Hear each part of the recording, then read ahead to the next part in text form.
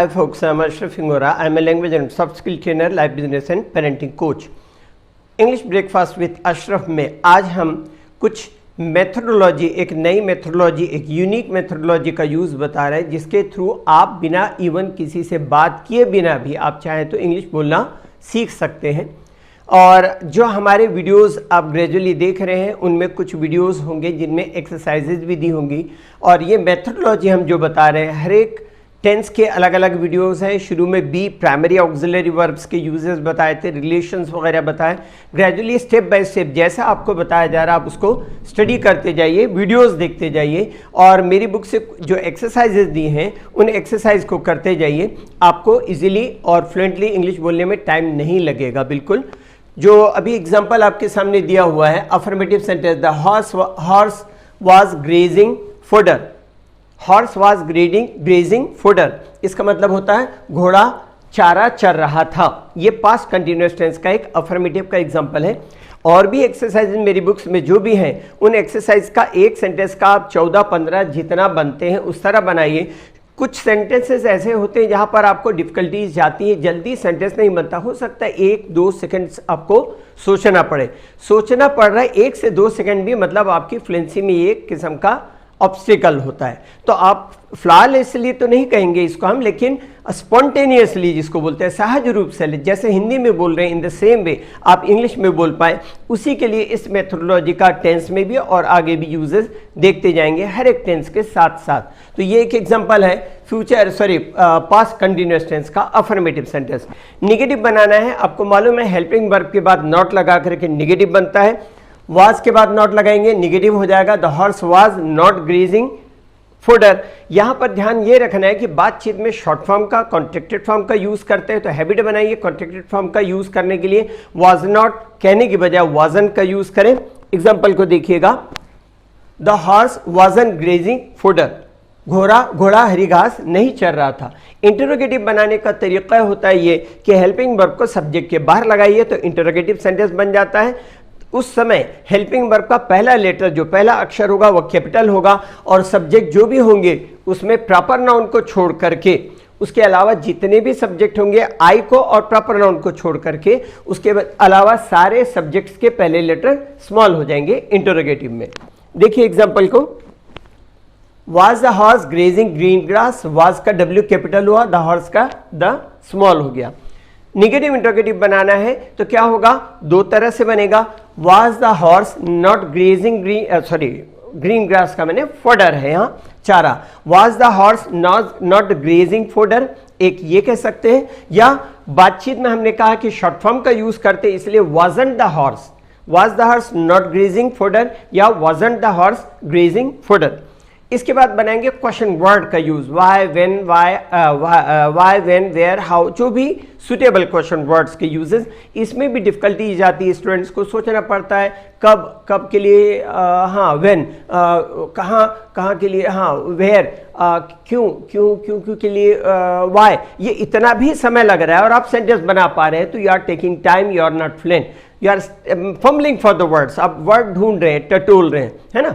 उस तरह से नहीं होना चाहिए। तो जस्ट प्रैक्टिस करते जाइएगा, आप कुछ ही दिनों में महसूस करेंगे it is very easy to speak English fluently. Question word का यूज देखें, निगेटिव इंटरोगेटिव जो बता रहा था, wasn't the horse grazing fodder.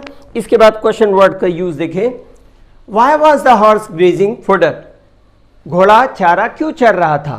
और अगला, when was the horse grazing fodder, घोड़ा चारा कब चर रहा था। Similarly, how was the horse grazing fodder, घोड़ा चारा कैसे चर रहा था। Where was the horse grazing fodder, घोड़ा चारा कहाँ चर रहा था। तो ये हमारा 4 हो गया, affirmative, negative, interrogative, negative interrogative. 4 हमारे हो गए question word, why when where how का यूज करके। इसके बाद यूज करेंगे क्वेश्चन टैग्स, उसके बाद यूज करेंगे क्वेश्चन टैग। होता क्या है पहले समझ लें। क्वेश्चन टैग को बोलते हैं टेल क्वेश्चन, एक छोटी सी क्वेश्चन की पूंछ सी लगा दी जाती है, इसे टेल क्वेश्चन भी कहते हैं। हिंदी में इसकी आइडेंटिफिकेशन है ना, है कि नहीं, है या नहीं। जैसे हम कोई भी एग्जांपल, जैसे आज बहुत गर्मी है ना, तो है ना कहा आपने, तो है या नहीं सामने वाले का ओपिनियन जानने की कोशिश करते हैं, सामने वाला उसे एग्री है या डिसएग्री। तो जब भी क्वेश्चन टैग का यूज करेंगे तो एग्रीमेंट डिसएग्रीमेंट आएगा ही। इसमें नियम एक हार्ड एंड फास्ट रूल है कि सेंटेंस अगर अफर्मेटिव है क्वेश्चन टैग निगेटिव ही होगा, सेंटेंस अगर निगेटिव है क्वेश्चन टैग पॉजिटिव ही होगा। एक दूसरा नियम यह है कि सेंटेंस में सब्जेक्ट अगर नाउन है तो क्वेश्चन टैग में सिर्फ प्रोनाउन ही आएगा, नाउन नहीं आएगा। तीन चौथा कॉमा लगेगा, फुल स्टॉप नहीं लगेगा। कॉमा लगने के बाद जो क्वेश्चन टैग होगा वो शॉर्ट फॉर्म में ही होगा, वो फुल फॉर्म में नहीं होता। तो एग्जांपल से आपको समझ में आएगा, the horse wasn't grazing fodder, wasn't he, यहां वाजंट ही हुआ, वाजंट द हॉर्स नहीं होगा, नाउन नहीं आएगा, प्रोनाउन आएगा। नेगेटिव सेंटेंस का क्वेश्चन टैग लगाना हो तो क्या होगा, the horse wasn't grazing fodder, was he, तो यहां पर नेगेटिव में क्या होगा, पॉजिटिव क्वेश्चन टैग लगा। इस तरह एग्रीमेंट कहने के लिए आप सहमत है तो हाँ, नहीं है तो ना। एक चीज ये भी ध्यान देना है कि आप पॉजिटिव सेंटेंस से एग्री हो भी सकते हैं और नहीं भी, सिमिलरली नेगेटिव सेंटेंस से भी आप एग्री हो सकते हैं और नहीं भी हो सकते। एग्जांपल से समझिए, the horse was grazing fodder, yes he was, means yes he was grazing fodder. Negative होगा तो the horse was not grazing fodder, no he wasn't. इस तरह से इसका क्वेश्चन टैग का यूज हुआ, एग्रीमेंट डिसएग्रीमेंट का यूज हुआ। तो हमने बनाया affirmative, negative, interrogative, negative interrogative, 4 question words 8 हो गए, 2 क्वेश्चन टैग्स 10 हो गए, 2 सब्जेक्ट और वर्ब पे सॉरी 2 हमारे एग्रीमेंट डिसएग्रीमेंट हो गए। अब हम करेंगे सब्जेक्ट पर क्वेश्चन, वर्ब पे क्वेश्चन और ऑब्जेक्ट पर question. The horse was grazing fodder, ये सेंटेंस है हमारा। तो द हॉर्स क्या है, सब्जेक्ट है, लिविंग सब्जेक्ट होगा तो हु का यूज करेंगे, नॉन लिविंग सब्जेक्ट होगा तो व्हाट का यूज करेंगे। तो यहां पर सब्जेक्ट है द हॉर्स, तो क्वेश्चन होगा who was grazing fodder, who was grazing fodder, तो जवाब मिला द हॉर्स। सिमिलरली वर्ब पे क्वेश्चन करना है, जनरली एक फॉर्मूला मैंने बताया था, verb equal to do, object equal to verb. Generally होता है, सारे सेंटेंस में नहीं होता, depending upon the construction of the sentences also. Sentence का कंस्ट्रक्शन कैसे उस पर भी डिपेंड करेगा। यहां पर देखेंगे what was the horse doing, घोड़ा क्या कर रहा था, जवाब मिला चर रहा था।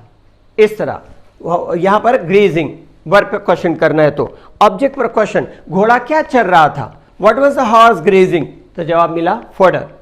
तो इस तरह से ये एक सेंटेंस का हुआ आपका 15 सेंटेंस। तो एक सेंटेंस का 15 बनेगा, कुछ में 16 भी बनेगा, कुछ में 17 भी बनेगा, डिपेंडिंग अपॉन कि कुछ उसमें एडवर्ब्स, एडजेक्टिव्स और कुछ ऐड किया गया होगा तो सेंटेंसेस ज्यादा बन सकते हैं। इस तरह से वो हमारा एक पास्ट कंटिन्यूअस टेंस फिनिश। इसी तरीके से आप सेंटेंसेस बनाते जाएंगे, आपसे सेंटेंसेस आसानी से बनेंगे। किसी से बात किए बिना भी, किसी से बात किए बिना भी आप अपनी फ्लुएंसी कैसे इंप्रूव करेंगे, ये एक मेथोडोलॉजी है जो आपको कंप्लीट मेथोडोलॉजी पे एक अलग से बताएंगे कि आप इंग्लिश बोलना कैसे अपने आप सीखें, इवन बात किए बिना किसी से। और वो जो मेथोडोलॉजी है जो हम यहाँ पर 32 सालों से क्लास ले रहे हैं, 33वां साल है, स्टूडेंट्स को हमने बताया भी है, सक्सेसफुली इतने साल हमने गुजारा भी है। 7 किताबें लिखने वाले छत्तीसगढ़ के अकेले व्यक्ति भी हैं और रायपुर शहर में, छत्तीसगढ़ के रायपुर शहर में पर्सनैलिटी डेवलपमेंट की क्लासेस शुरू करने वाले भी हम ही हैं। और ईश्वर ने जो कुछ उसका वरदान है, हम जो कुछ जान रहे हैं उसको आपके सामने पेश करने की कोशिश करें। इंग्लिश के लिए आप मेरे channel English breakfast with Ashraf and soft skill के लिए Ashraf the mover and shaker को लाइक, शेयर एंड सब्सक्राइब करें। कमेंट सेक्शन में कमेंट करें, बेल आइकॉन प्रेस करें और मेरी बुक जरूर पढ़ें। Thanks for watching.